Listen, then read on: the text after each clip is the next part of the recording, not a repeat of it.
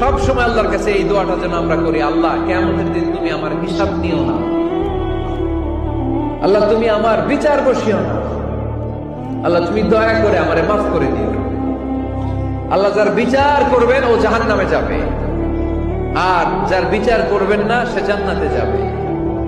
আল্লাহ যদি বিচার করে আর পাই টু পাই হিসাব নেয়, নামাজ পড়লি না কেন, রোজা রাখলি না কেন, মিথ্যা বললি কেন, খাদ্যে ভেজাল দিলি কেন, মাছে ফরমালিন দিলি কেন, যৌতুক খাইলি কেন, ঘুষ খাইলি কেন, উল্টাপাল্টা করলি কেন, জিনা করলি কেন, একটার পর একটা প্রশ্ন বানে যদি সেই ভয়ঙ্কর দিনে আল্লাহ আমাদেরকে জর্জরিত করে, আমাদের কোন উত্তর আছে?